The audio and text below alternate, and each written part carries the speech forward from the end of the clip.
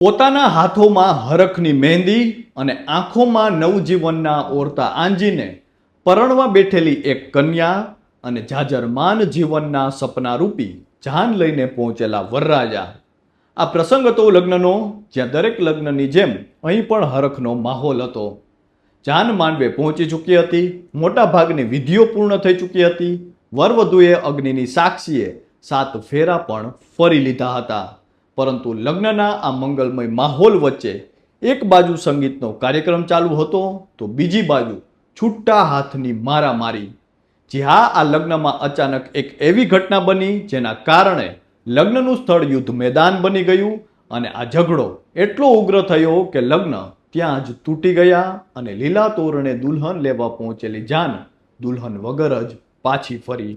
નમસ્કાર, આપની સાથે હું છું કૃપાલસિંહ જાડેજા અને એક નાની એવી ઘટનાના કારણે લેવાયેલા લગ્ન તૂટી ગયા તે વિચિત્ર ઘટના વિશે વિગતે વાત કરીએ. વાત ગુજરાતી પર.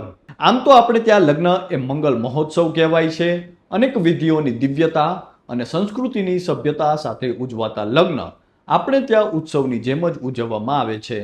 નવવરવધુ અગ્નિની સાક્ષીએ 4 ફેરા ફરીને એકબીજાને આજીવન સાથ આપવાના વચન આપે છે.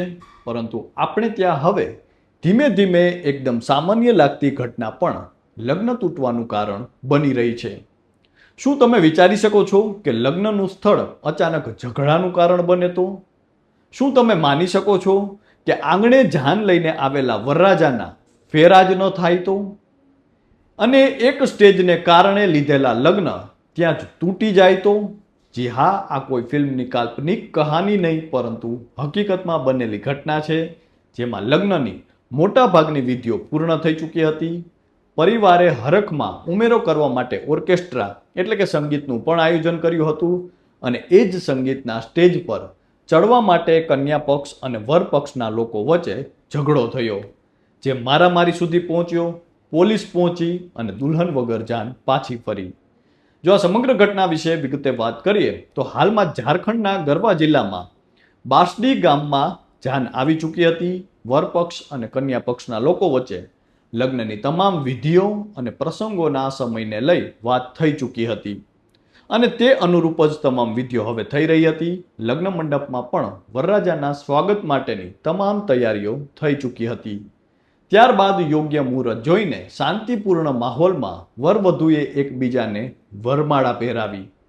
જયમાળા બાદ વરપક્ષ અને કન્યા પક્ષના લોકો માટે ઓર્કેસ્ટ્રાનું પણ આયોજન કરવામાં આવ્યું હતું.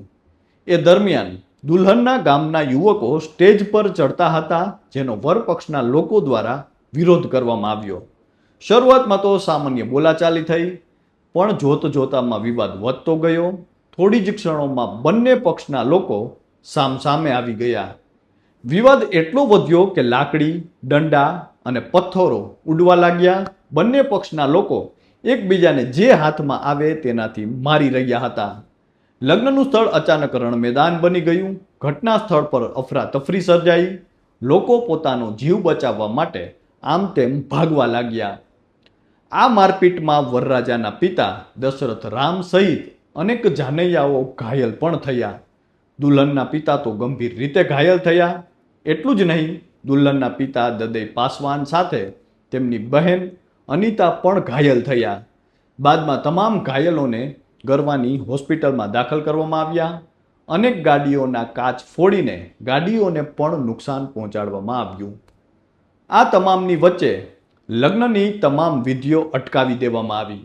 વાતાવરણ એટલું તંગ બની ગયું હતું કે વરરાજા રાજુ લગ્ન પૂર્ણ કર્યા વિના જ લગ્નની જાન સાથે પાછો ફર્યો. જે લગ્નમાં આનંદનો સમય અને નવા સંબંધોની શરૂઆત હતી તે લગ્ન ઝઘડાનું કારણ બન્યા. બાદમાં આ ઘટનાની માહિતી મળતા કેતાર પોલીસ સ્ટેશનના અધિકારી અરુણકુમાર રવાણી સાથે અન્ય પોલીસ જવાનો ઘટના સ્થળે પહોંચ્યા. પોલીસે પરિસ્થિતિને કાબૂમાં લીધી અને માહિતી એકત્રિત કરી. ઘટનાની સંવેદનશીલતાને ધ્યાનમાં રાખીને પોલીસ હાલ સમગ્ર મામલાની તપાસ કરી રહી છે. પોલીસ આ કિસ્સામાં સામેલ લોકોની ઓળખ કરી રહી છે. દરમિયાન બંને પરિવારોમાં ઉદાસીનતાનો માહોલ જોવા મળી રહ્યો છે. જે ઘરમાં લગ્નની તૈયારીઓ ચાલી રહી હતી તે લગ્નની હાલ દેશભરમાં ચર્ચાઓ થઈ રહી છે. પોલીસ પણ હાલમાં આ કેસમાં આગળની કાર્યવાહી કરી રહી છે. મહત્વનું છે કે લગ્ન એ આમ તો 7 ભવનો સાથ કહેવાય છે, પરંતુ આજે 7 ભવને બદલે 7 દિવસનો સાથ પણ કપરો બની ગયો છે. નાની નાની ઘટનાઓના કારણે લીધેલા લગ્ન તૂટી રહ્યા છે. જે સંસ્કૃતિની ગાંઠે અને અગ્નિની સાક્ષીએ લગ્નો લેવાતા હોય છે, તે લગ્ન હવે ન ગણ્યા બાબતોમાં તૂટી રહ્યા છે. ત્યારે મીડિયા અને સોશિયલ મીડિયા પર પ્રકાશિત આ ઘટનાને લઈને આપ સૌ કોઈનું શું માનવું છે તે કોમેન્ટ કરીને અમને જરૂરથી જણાવજો. તો હાલ બસ આટલું જ. ફરી મળતા રહીશું વાત ગુજરાતી પર.